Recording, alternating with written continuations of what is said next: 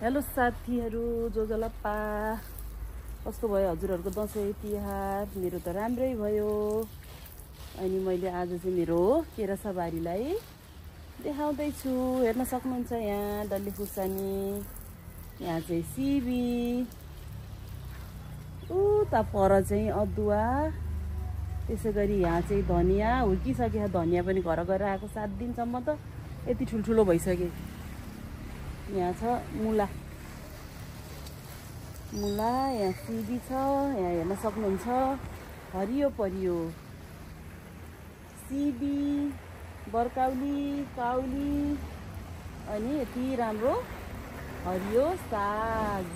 उता पर चाहिँ करेली, करेला, अनि यहाँ खुर्सानी। त्यसै गरी यता छ लसुन खासै राम्रो भएन, हेरियो केराहरू चाहिँ यहीँ खसेछ कि त्यही भएर नत्र त राम्रो भएको थियो।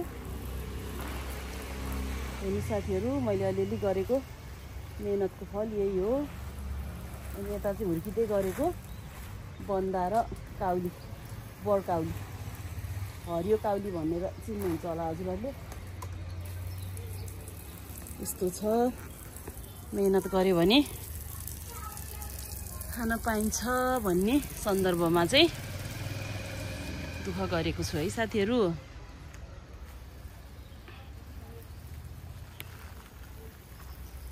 कस्तो राम्रो भएको छ, ढ्यान यता हेर्नु कति राम्रो,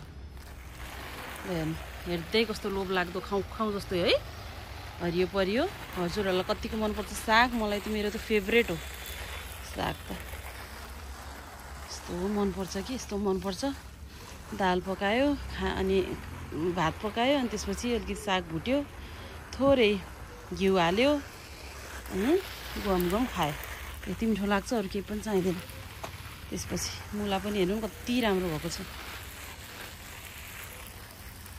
यो चाहिँ सिबी हो, यता छ राम्रो छ सिबीको बोट। डल्ले खुर्सानी हेर्न सक्नुहुन्छ, यता त एउटा पाकिराखेको छ। यो चाहिँ धनियाँ हेर्नु न, हुर्की भइसक्यो, अब त यस्तो भइसक्यो। अलिकति अदुवा पनि छ, अदुवा बोट चाहिँ सुक्यो। अब यसलाई उखाल्ने बेला, खन्ने बेला भयो। अब अदुवा पनि यस्तो राम्रो भएको छ।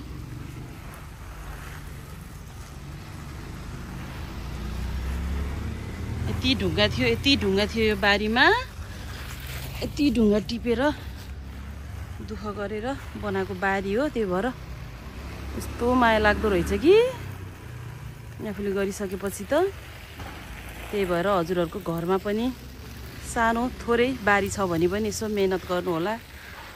एकचोटि हुँदैन, अर्कोचोटि अवश्य हुन्छ। अलिकति मलजलहरू मिलायो भने।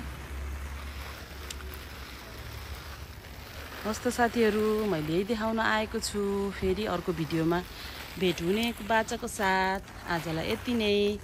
Have a good day. Bye. Thank you for watching. Bye.